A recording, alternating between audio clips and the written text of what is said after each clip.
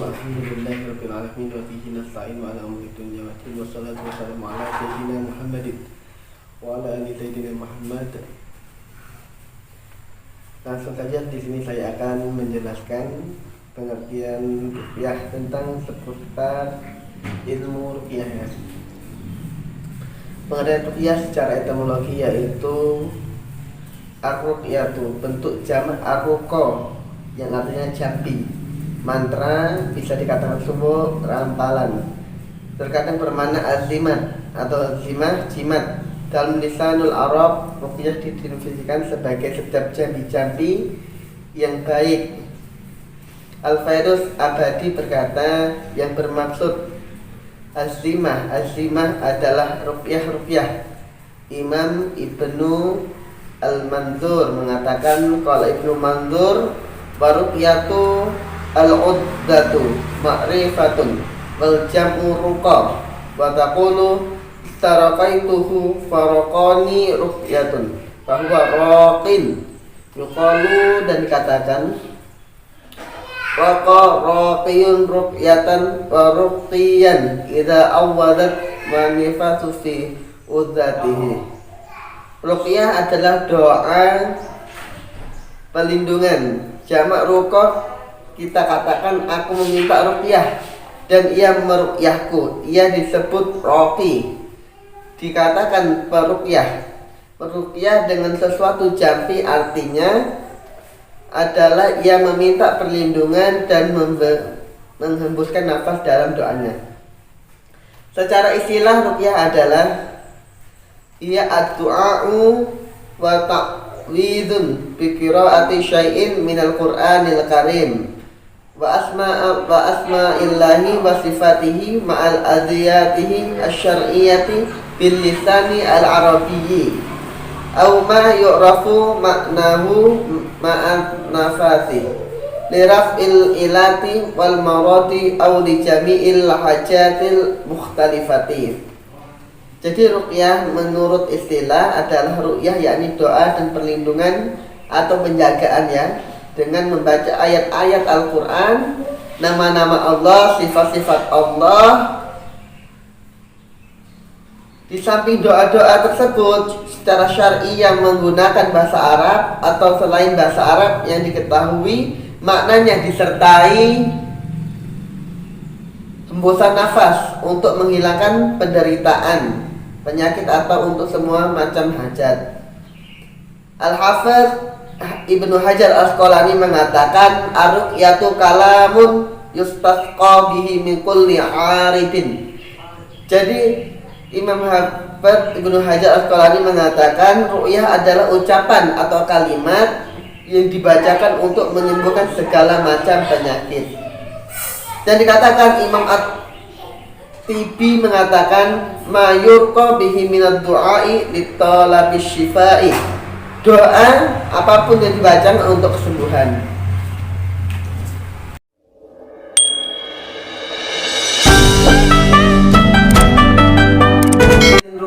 Pembagian dalam ilmu ruqyah itu dibagi menjadi dua. Yang pertama adalah ruqyah hak dan ruqyah batil. Hal ini didasari dalam Al-Quran dan hadis riwayat dari Kharijah ibnu Sof dan pamannya yaitu Al-Alaqah bintu Har radhiyallahu anhu.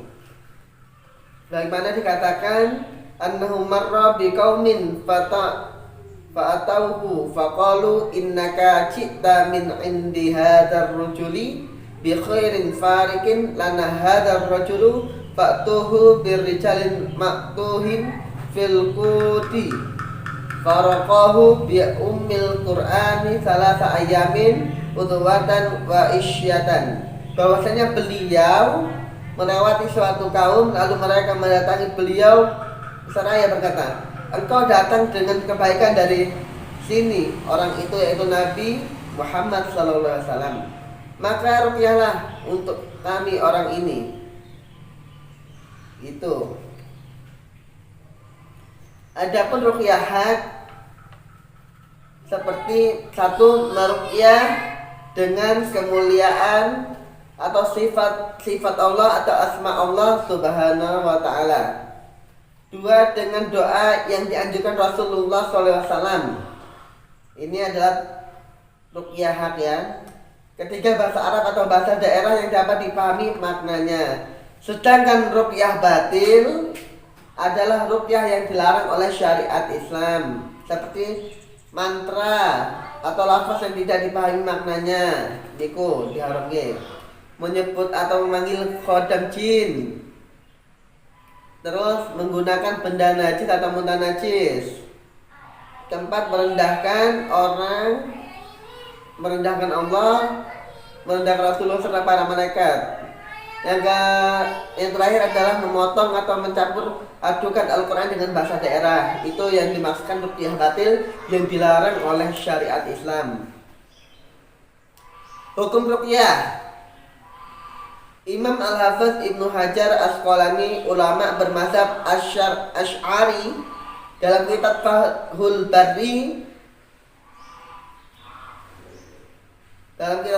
Bari bait keempat halaman 534 sampai 535 berpendapat bahwa hukum ruqyah itu ditafsir dirinci. Ditafsir itu dirinci ya, bisa-bisakan. Yang pertama, jika menggunakan Al-Quran atau Asmaul Husna atau dengan sifatnya, maka hal tersebut hukumnya jaiz mustahabah. Mustahabah artinya dianjurkan. Sedang dalam bahasa fikih, mustahabah adalah dimaksud dengan disunahkan. Yang kedua adalah jika menggunakan zikir yang matsur, soleh, hasan, doif, asal, bukan maudhu, maka hukumnya seperti yang pertama, jaiz mustahabah. Jadi kita meruqyah orang jika menggunakan zikir yang matsur, soleh, hasan, doif, asalkan tidak maudhu, itu hukumnya mustahabah, jaiz mustahabah atau disunahkan. Jika menggunakan zikir yang ghairu matsur namun tidak menyelisih yang matsur, maka hukumnya jaiz ghairu mustahab. Boleh tapi tidak dianjurkan. Contoh, menggunakan bahasa Jawa atau doanya dari Imam Syafi'i yang digunakan untuk doa rumah yang terindikasi terkena sihir. Yang keempat adalah jika menggunakan bahasa ajab, yaitu tidak bisa dipahami maknanya, maka hukumnya makruh. Jadi kita meruqyah orang menggunakan bahasa ajab yang tidak bisa dipahami oleh orang yang diruqyah, maka hukumnya makruh. Contohnya perkataan sim, salabim, akbar, itu adalah perkataan ajab, tidak ada maknanya. Selanjutnya adalah jika menggunakan nama-nama selain nama Allah yang Maha Agung, semisal menggunakan nama malaikat atau nama bangsa jin yang muslim, misalkan as-sulab, dasim, maka hukumnya adalah haram. Jadi kita meruqyah menggunakan nama selain nama Allah dan malaikat, seperti nama jin, al-dasim, apa-apa itu, maka hukumnya diharamkan. Jadi ruqyahnya itu tidak sah. Dan selanjutnya saya akan membahas beberapa kaidah berobat dalam Islam. Kaidah pertama itu Al-Quran sebagai syifa, obat bagi setiap muslim. Dijelaskan dalam Al-Quran, wa tanzilu minal Qur'ani ma huwa syifa wa rahmatul lil mu'minin wa la yazidu adh-dhalimina illa khasara. Dan kami turunkan dari Al-Quran sesuatu yang menjadi penawaran dan rahmat bagi orang-orang yang beriman, dan Al-Quran itu tidaklah menambah kepadaku orang-orang yang zalim dan kerugian. Surah Al-Isra ayat 82.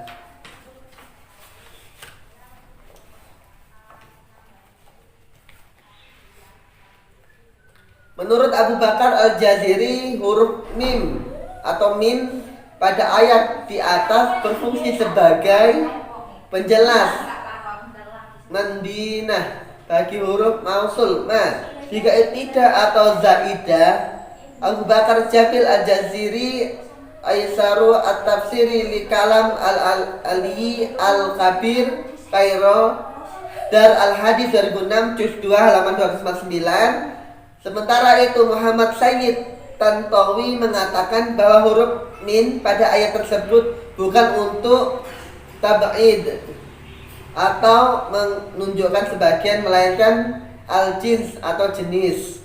Maka makna ayat wa tanzilu minal Qur'an di atas adalah wa tanzilu minan hadzal jinsil ladzi huwal Qur'anun ma huwa syifa. Dengan demikian ayat tersebut menegaskan bahwa semua penyakit, semua kandungan Al-Qur'an merupakan obat dan rahmat bagi orang-orang beriman.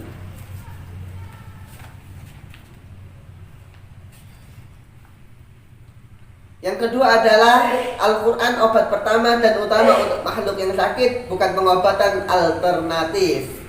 Karena ini berdasarkan firman Allah Subhanahu wa taala, wa qala ar-rusuli ya rabbi inni qaumi ittakhadhu hadzal qur'ana mahjura.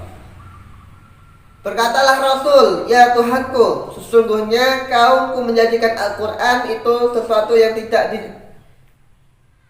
diacuhkan. Surah Al-Furqan ayat 30. Imam Ibnu Katsir menjelaskan, menafsirkan kata majhur dengan matruk, ditinggalkan, artikan tidak menjadikan Al-Quran sebagai obat atas penyakit seseorang. Jadi seorang yang tidak menjadikan Al-Quran sebagai obat syifa, maka dia termasuk bagian orang-orang yang mengacuhkan atau meremehkan Al-Quran. Waliya'udzubillah. Jadi orang-orang yang tidak menganggap Al-Quran itu sebagai obat, maka dianggap seperti Al-Quran diacuhkan, tidak dipergunakan lagi.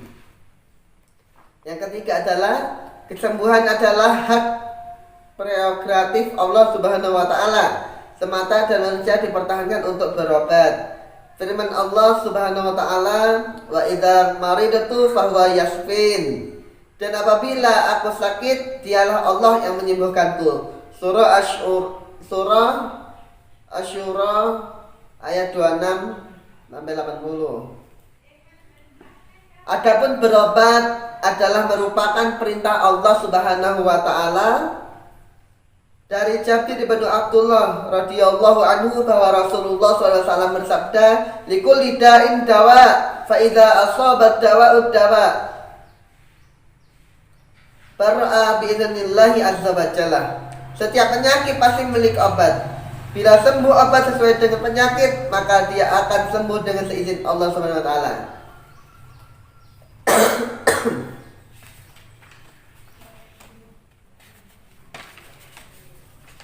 Selanjutnya, semua penyakit berasal dari kesalahan manusia, agar manusia mau kembali kepada Allah sebagai Maha Penyembuh.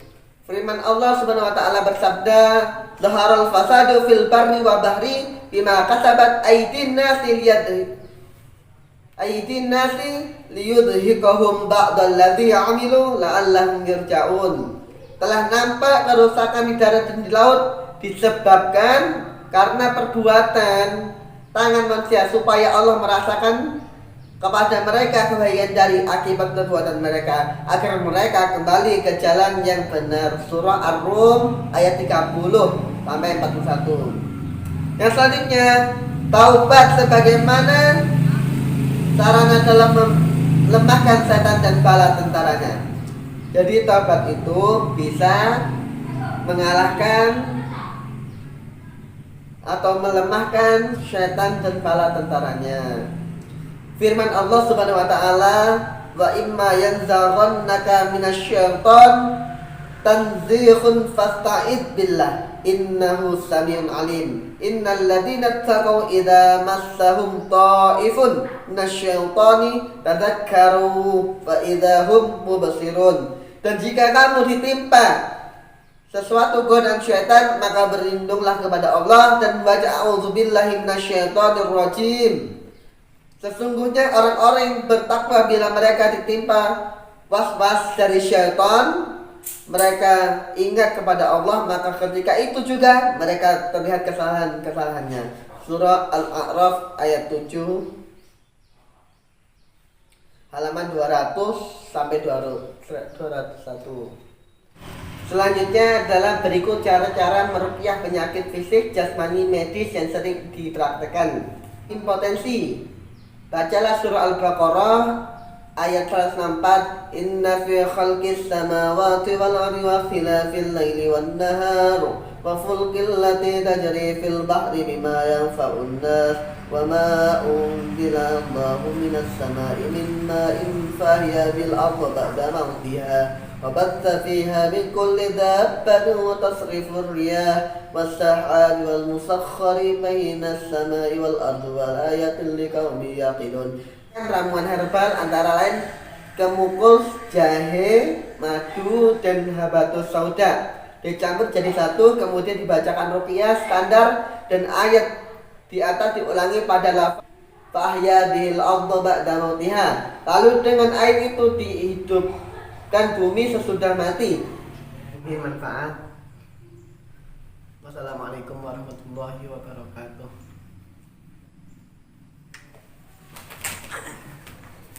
Ya, aswaja.